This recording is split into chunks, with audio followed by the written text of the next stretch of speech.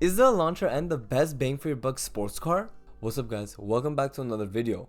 And today I'm gonna talk about the best bang for your buck sports cars you could get specifically in manual. So the way I came up with this video was really off my own perspective, because the last few years before I had my car, I was always searching up the best cars you could find for the best budget, and these are really the cars I always came up to and I always saw, and really the options I had while trying to buy my car. So going into this, these cars are all gonna be brand new.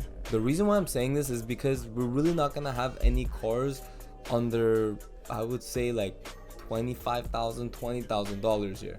But these are all brand new cars, and these are really the cars that I think that are the best bang for your buck that you could get at a young age. So starting off with number 5, and the lowest on our list, is the new Honda Civic Si. So the reason why I'm putting the new Honda Civic Si so low is because it has a measly 200 horsepower and a small 195 feet-pound of torque. But the reason why it's on this list is because it has a very affordable price, and not only that, it's a Honda.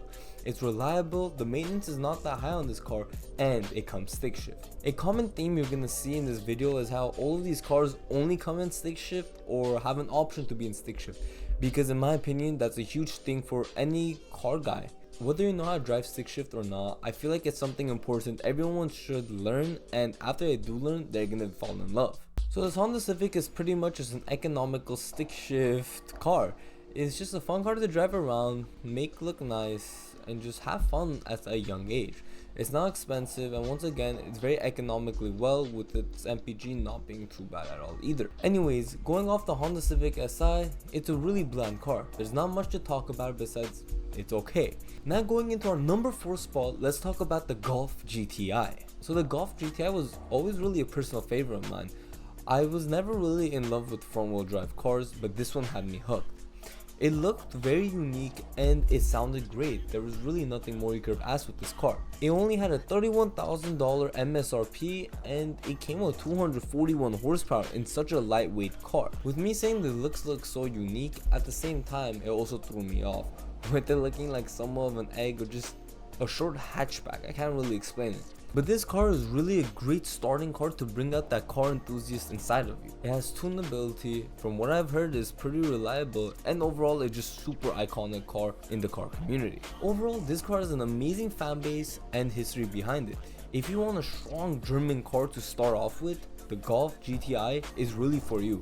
And you have some cool cousins of it, like the Jetta GLI or whatever it's called. I'll put up pictures up right here, which also come in manual but are more of a sedan looking car, but they're still German manufactured, so you still get that feel for it. Overall, I really don't have much to talk about with the Golf GTI, because everything I'm gonna say you guys will already know.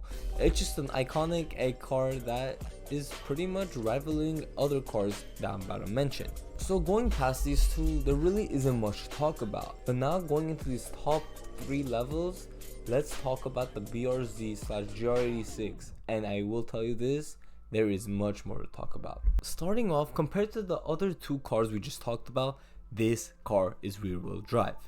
And what I can say is this is the perfect formula for any sort of sports car/race car. It's lightweight, good horsepower, great looks, and it's rear wheel drive once again. So not only that, this car once again comes in manual, and this just brings us so much more fun while driving, like in the canyons or in the track whenever you're just soul driving completely. And so far, all of these cars I've said have been great dailies, but this one I can't really put it too high. With it only being a coupe and having 2 seats in the back, which are pretty much impossible to sit in, this car is not the best for dailying if you're trying to move a lot of things around. Let's say for example you have friends that you take from school and go to school with and all that, this car just can't work for you. If this car was just a bit bigger with the same horsepower to weight ratio, this car would 100% be number 1 if it was still at the same price. That's kind of like impossible. We're just living in a fairy world if that ever happens. But that's my main concern whenever it comes to the BRZ and GR86, and that's just with how small it is. But overall, this is the perfect fun machine you can have at such a young age because of how cheap of a car this is. So this is a perfect formula for a sports car our age. It's just overall fun and a hell of a drive. Not only that, you don't have to worry about gas prices because this MPG is out of this world, with it being so lightweight and only being a 2.4 liter 4-cylinder boxer. Overall, this car can really be put on the top of this list, but just off my own fair experiences with it being nice having 5 seats and the seats really being able to be sat in, I just can't put it higher than this. I have lots of friends and I just overall have a lot of things to take, like a backpack and just other things with me. So I can't fit those things in the GR86 or BRZ. But this is definitely a car I would love to get sometime soon, just to have a small car to have fun. Or maybe the 86's big brother, the Supra. But passing all that, the Supra's too expensive and we're here to talk about cheap cars that come in manual. And coming in number 2 is pretty much the fairy car I was describing a bit before, which is going to be the VB WRX. So the VB WRX is pretty much the weight to horsepower ratio car I was talking about, with 4 doors and 5 seats before. This car is overall perfect, with it including the community, the history, and really everything with the car. The one thing that's the downside to this car is really the transmission and more or less the looks. And as you guys notice, I'm going into very opinion based answers here, and once again, this is just a list straight up off of opinions. So if you guys disagree with something or agree with something, leave it down in the comments below. Anyways, passing by the WRX, this is an all-wheel drive demon. It carves through canyons and track and really everywhere you take it. The one thing with this car is just how underpowered it is. It only has 271 horsepower, but with the gearing from the differential and overall transmission, it really does help push it forward. Overall, there isn't much to really say about this car, even with me owning it. It comes in stick shift, looks okay, has a great price to it, and just is fun to drive. And this is a car that you could daily all day long, because you could bring friends with you and you could just do everything you want with this car. It goes in the snow, it drives well in the rain, it goes off-road, and it goes on-road. It really is the perfect car for me. But there is one car I have put over, and that's going to be in a number 1 spot, the Elantra N. And I'll explain why right now. So overall for me, I think the VB WRX is perfect for me, and I would take it over the Elantra N. But there are a lot of things that I could see why people will take the Elantra N over the VB WRX, and I'm here to name what they are. So overall, this car in pricing is very similar whenever it comes to the WRX, and it comes in manual. But the difference is, this car is much quicker. So doing a lot of research on the Elantra N and WRX, the main differences I could see is really the community, the history, and just the aftermarket for these cars.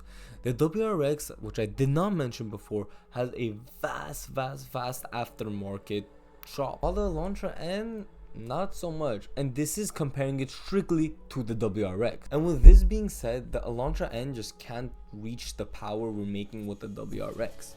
But overall, whenever it comes to stock, anyone will pick the Elantra N over the WRX, whether it comes with looks, whether it comes with power, whether it comes to anything.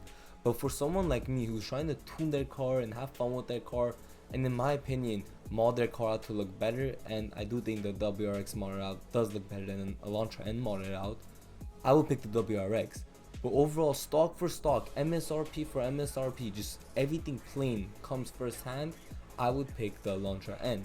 While we do see WRXs hitting 600 horsepower, 700 horsepower, finding stuff like how the block can take up to 1000 horsepower, there just isn't that type of stuff yet for the Elantra N.